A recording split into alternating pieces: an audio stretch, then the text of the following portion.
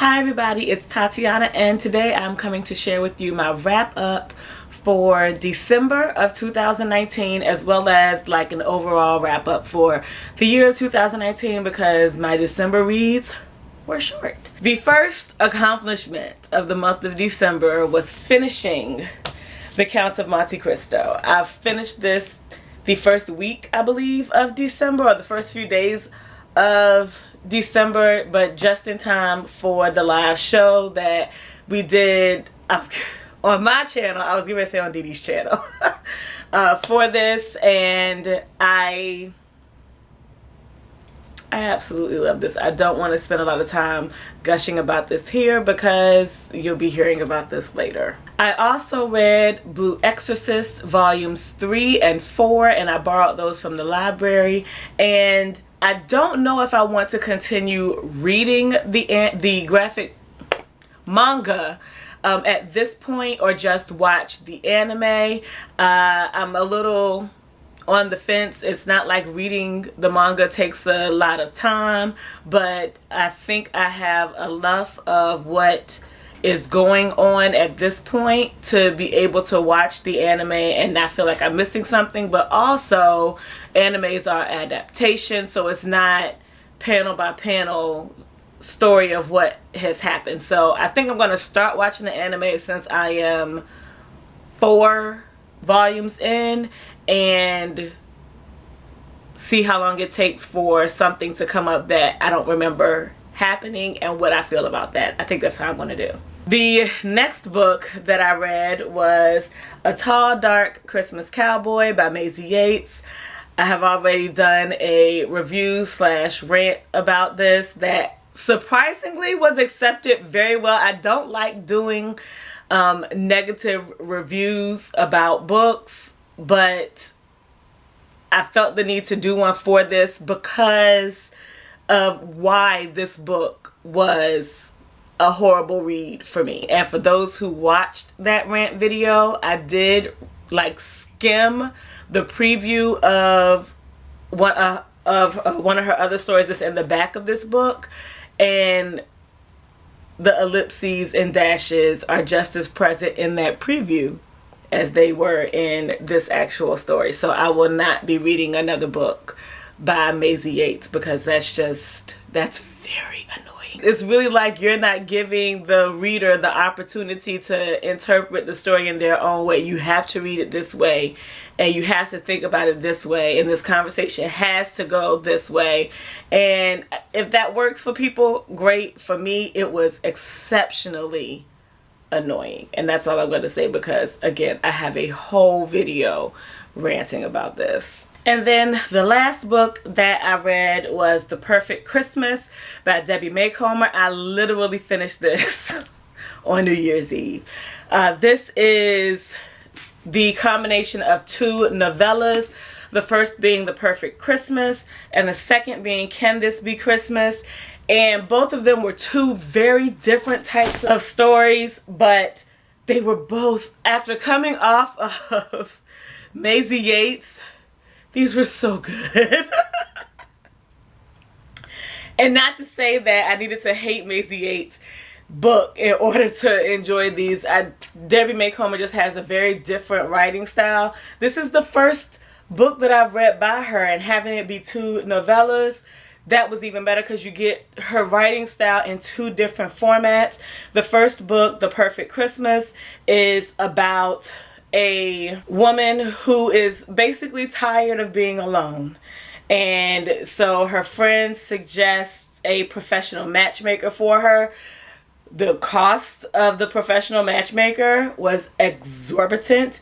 If this is what people really pay for a fucking matchmaker, oh my gosh, it's like legit people's salary.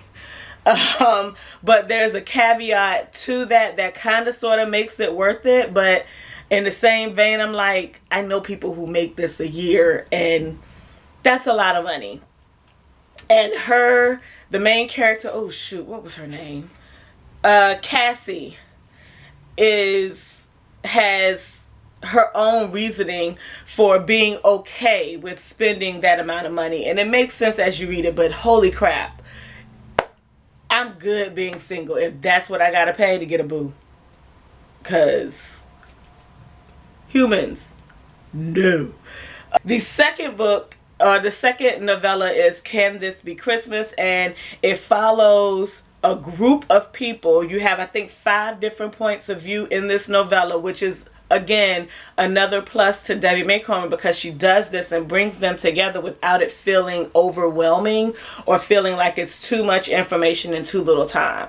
And they're all trying to get home for Christmas, and Christmas clusterfuck classic snow hits, and it affects their flight, as well as their alternative method of getting to where they're attempting to go. And so you have all of these personalities who are stuck together, and they all have better places that they would like to be, different, you know, the people that they love, and they know who they would like to be with, but they're stuck together in this situation that they can't escape. And so how do we deal with that?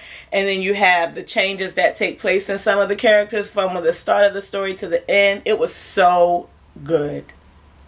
And I have, I think, 2 other books by Debbie Macomber, and I'm really looking forward to reading them. This was a good way to get into her writing style after having seen some of her books being adapted to movies on the Hallmark Channel. My favorite of which is Trading Christmas. I think that's it, the one with Faith Ford. Yeah, so this was great. And now for a somewhat wrap up of the year of 2020. It's going to be really short. Total, I believe I read 67 books. I have 65 in my notes, and that was as of the 18th of December, and I read 2 more books after that. So I read 67 books total, and of those 67 books, 26 featured characters who were African American, which is, I believe, a reduction from last year, but I didn't track this last year. But last year I also did Read So Lit for the beginning of the year. Was that last year? I don't know. I had 2 DNFs. One was the Gilda Stories by Joelle Gomez, and then the second was Sorcerer to the Crown by Zen Cho. If you remember, I was reading that over the summer and I was not into it, and I put it down. It's about halfway through it. I put it down so I could read something else because it had put me in a reading slump, so to speak.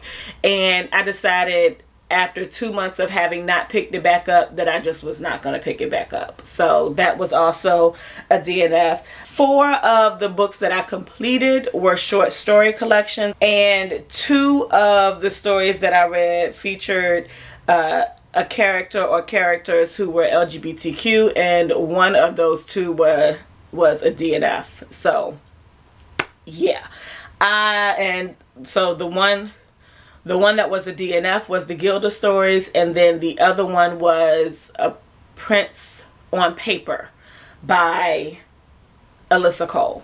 That is pretty much everything that I read in December, as well as a wrap up of kind of sort of my stats for 2019. I don't really, record stats after I finish reading.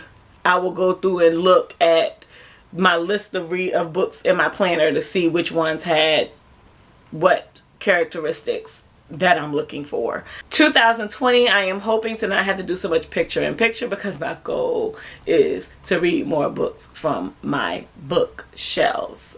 Thank you all for watching, and I hope you have a good weekend, whenever you see this video. Peace out.